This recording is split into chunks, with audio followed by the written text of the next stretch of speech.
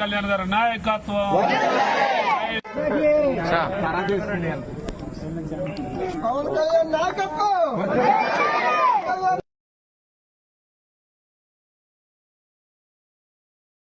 గర్భిణీలకి అండగా నిలబడి వారికి భోజనం సదుపాయం చేస్తా ఉన్నారు.